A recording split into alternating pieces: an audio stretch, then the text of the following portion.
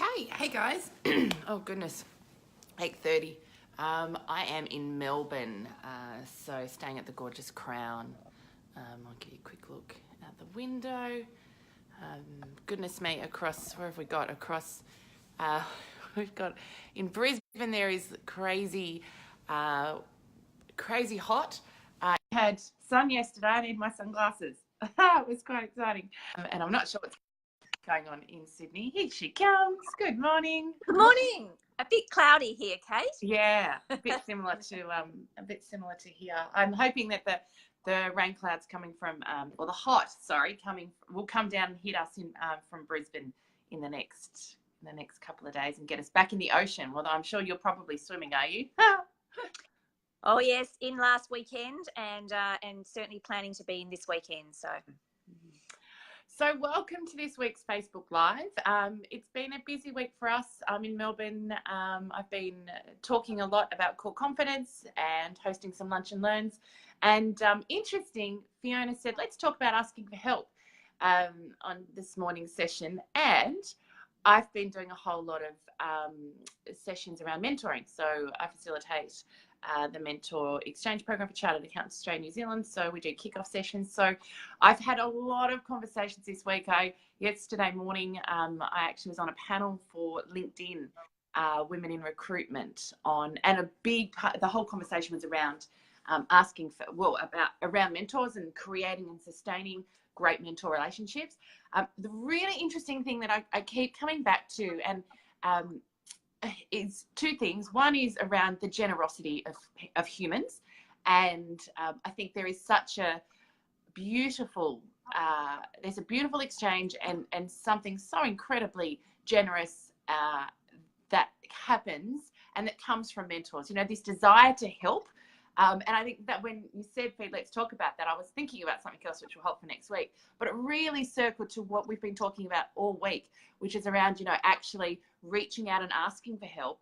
And, even as I was finishing the panel yesterday, someone came up who sort of knew me on LinkedIn and we were having a chat. And she'd probably be late 40s. So later in her career, and she said to me, Kate, I do a lot of internal mentoring.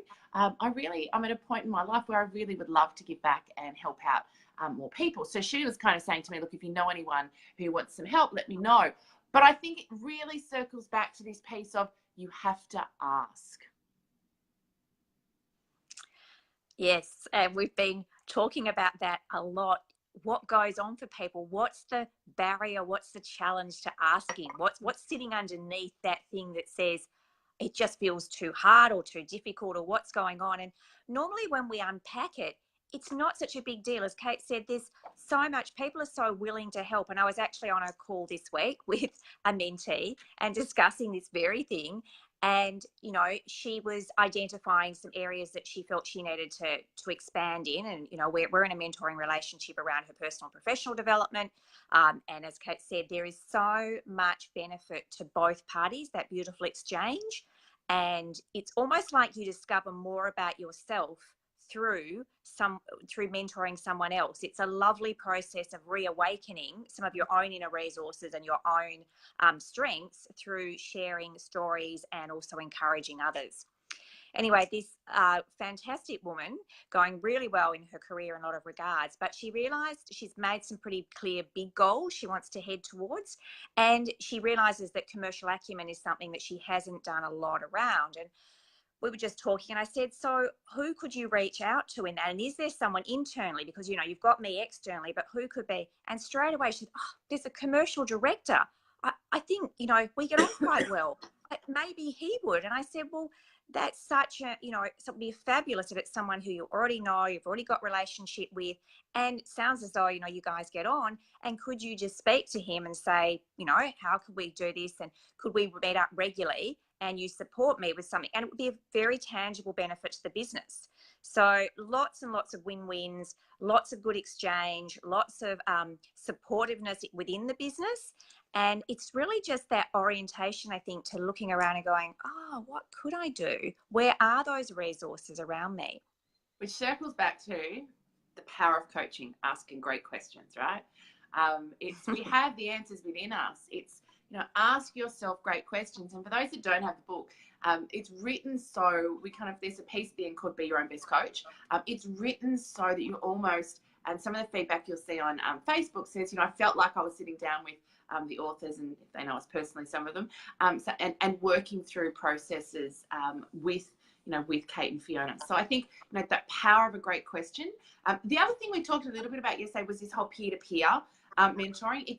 In the example, particularly like of finance, I think it's really useful. And a great question came yesterday around peer-to-peer or reverse mentoring, which is quite popular at the moment when you're more younger than someone, but you've got more experience in a subject. And we always say that, a mentor is someone who's been there, done that experience. So it's a function of experience. It's not a function of age. I think it's really useful to take the conversation of age out of the mentor equation or value equation or assessment equation, whatever you want to call it, and kind of put that to the side and actually think about, okay, it's about experience. And in that case, to the commercial one, I often say to people, go and find someone more junior. So even someone who's below the commercial director, because the challenge with really like the senior people is they don't have a stack of time. Whereas the person below who's in the numbers often has a little bit more time. It's often really lovely for them to work and support someone more senior in the business. And they'll often be able to explain things depending on their level, be able to explain things in quite simple language and perhaps show you some of the compartments or the detail that make up the high level conversations. So, you'll know the right person, but I think just ask the great questions.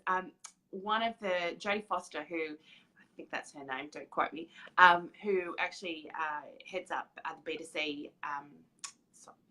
the B2B model, Uber for Business down here in Melbourne. She was talking about a really cool, just simple process, which I'll share. I said, I'm going to take that and share that, if that's okay. And it was really just about, identifying what are the key experiences or skills that you're seeking and kind of, put that across the top. So this is kind of building a matrix. And then the left-hand side, brainstorm a few key people within the business or outside your organization. And then just kind of fill in the matrix, Fiona, does she have commercial acumen? Does she have brand experience? Does she have experience with strategy? Does she have experience, with leadership? And kind of just, yes, no, yes, no. And what that gives you is a really beautiful, simple picture of who can help you with what. And so here we move into, it's not about one person helping you with everything. It might be actually, I've got one person who can support me with strategic thinking, and I've got another person who can help me build that commercial acumen, and that might be enough for one, for kind of, that might be enough of mentor support at this point. But I just love that, super simple, right? Break it down, build a matrix, and then have some great conversations and be intentional. Sit down with that commercial director and say, hey, this is what I'm looking to achieve. Can you help me? And what's the best way for us to work together? Yeah, great tips. And I agree. I love the idea that you get quite specific about what it is you're looking for, and then you don't try and do it all at once, because what we do know is let's, focus on, as you're saying, Kate, one or two things, get that in place. That might be a 6-month journey. It might be a little bit longer, might be a bit less. As you kind of find your way with that, you feel more equipped and resourced, you can think about what else might I want to move on to and who else might I want to reach out to. So I think coming back to this notion of asking for help, if you're noticing that, I can think of the person, I can think of good quality people that I could get in touch with, but I don't know how to have the conversation, or something in me when I go to reach out, it feels uncomfortable or it feels difficult. That's the piece to work on, and to understand yourself a little bit better. And it's really natural. We're not used to doing something. And for a lot of us, we grew up and, we're encouraged and, we're reinforced that our self-sufficiency and our ability to, manage things on our own was a really good thing. And there is something valuable in that. And there is also value in being able to reach out and ask for help when appropriate. So being able to do both, it's again, not an either or, it's an and being prepared for the fact that it might not always deliver what you want. So sometimes our reluctance to ask for help is actually a fear of rejection or a fear of a no. And one of the big things that Kate and I are really passionate about is get more used to hearing no. So even if it doesn't go as well as you want, or someone says not now, it's later or whatever, that's actually good resilience building in itself. It's good to actually get used to the fact that not everyone has to say yes to you. In fact, in the book, we talk about that being mindful of their own boundaries for whatever reason they can't take this on at the moment. So it's okay to ask and not necessarily get exactly what you want. And most of the time, as Kate said, people are so generous, they'll normally find a way to help you. If not now, then into the future. And if not you, then who? So, okay, do you know anyone that you could introduce me to? And again, guys, you've got to be really mindful of, people and asking, asking for things. And one of the things I do personally, and I encourage is, and give people permission to say no. So make it easy. If we're asking something of someone else, make it really easy for them to say, you know what, actually not now, because it does feel, we're not great at saying no. And I'd rather a yes or a no. I don't really want a begrudged yes, or yes, but I really don't have the time. So, I will often say, look, I'd really love to connect. Of course, if it's not of interest or not the right time, please feel free to say no. And so, that just kind of softens it a little bit. I get asked all the time, how do you, because I'm a big advocate, right, of building, reaching out cold to people on LinkedIn. I get my clients do it all the time. We have amazing experiences. And so, how do you go about doing that? And so the language that I often use is, hi, I've seen your profile online. I'm doing some research on career paths, and your career story, really resonated with me. I'd really love to jump on a phone call, or even if you had time, catch up for a quick coffee sometime in a month or two, and just hear a little bit more about that. If that's of interest, just let me know. And so super soft language, lots of permission to say no. And what we know is, I conservatively 7 out of 10 will say yes. And some might say, not now, but later, or, touch base with me in a couple of months. Super busy at the moment, but you'll be amazed at the generosity. Everyone's incredibly busy, but how people will prioritize helping others over some other things in life. So I think, reach out. We got the question yesterday, Fee, around, women helping women, and the perception, this particular person was saying she's come up against a lot of barriers, and a lot of women saying just no. I said to her, just keep trying. I mean, I don't know that, I don't know that you've had the experience, but I know myself, I haven't really had the experience. For me, I've always, I've been lucky enough to have a lot of great supportive male and female relationships in my life. What I did say though is, these relationships don't find you. You have to go out and seek them. So, I'm in Melbourne at the moment.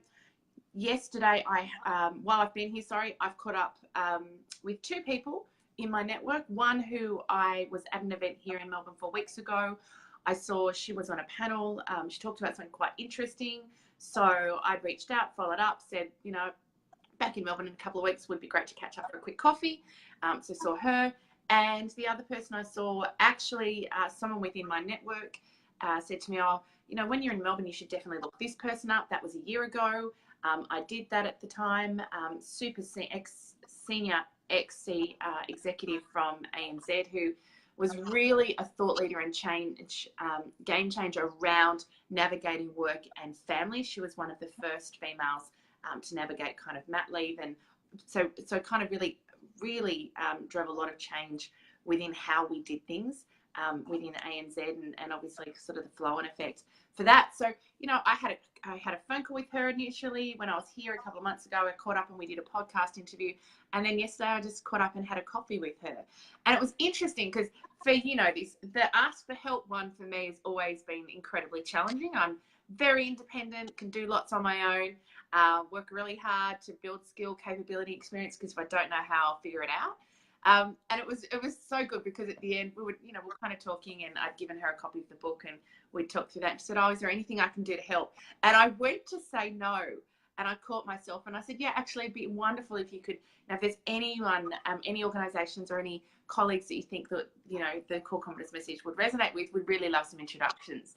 So it was so good and I was kind of proud of myself as I walked out, because, it is one of the things that, we're talking, I was with one of good friend of both of ours last night for some cheese and wine at a jazz bar here.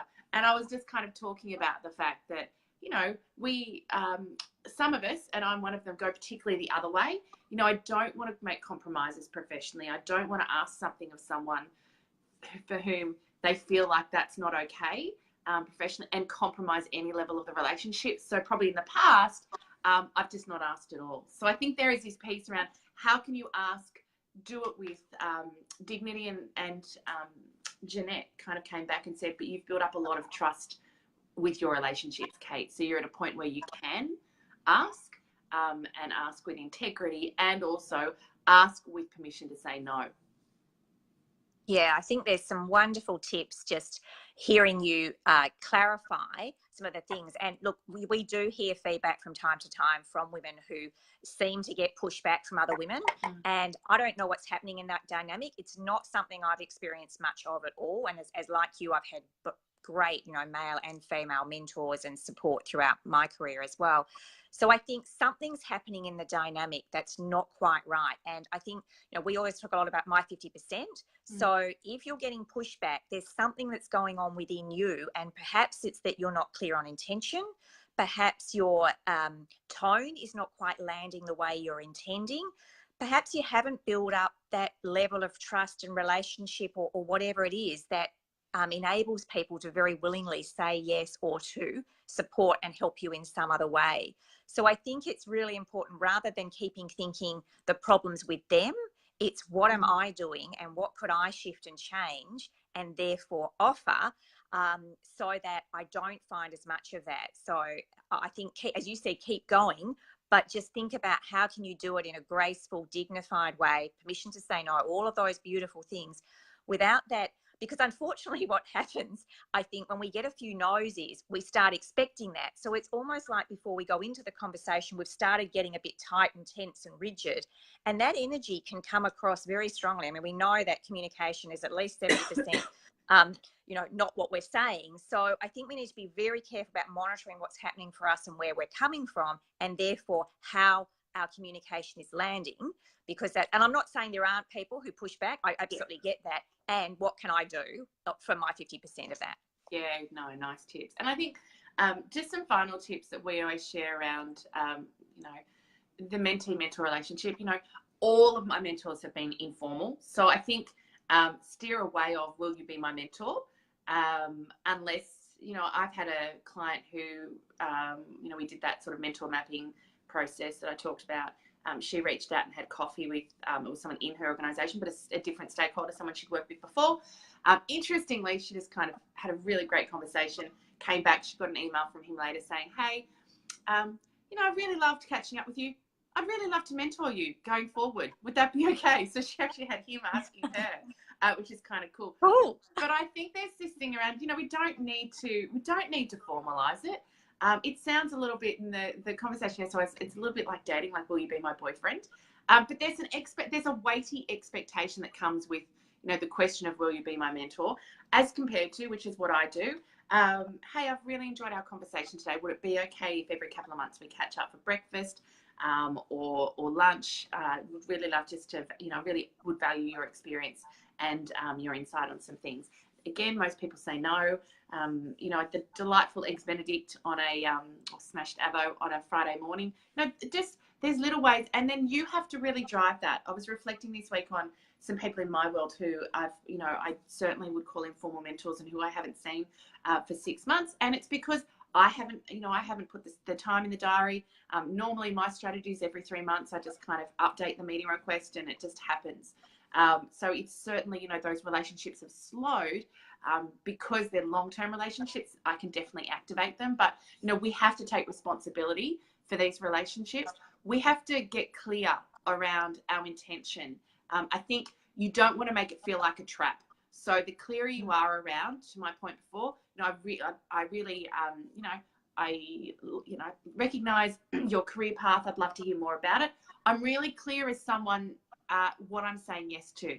So we want to make sure that it doesn't feel like a trap, and ask for what you want. Like, ask, be open and be transparent. I think especially when this isn't an existing relationship or it's not particularly well known, the clearer you are around the help you seek, the easier it is. You want to make it easy for someone to say yes or no, and you want to make it easy for someone to help you or not help you. And so that requires clarity, and that requires, actually asking specifically for the help we want. So any final comments from you, Fee, before we close down? Great conversation as always.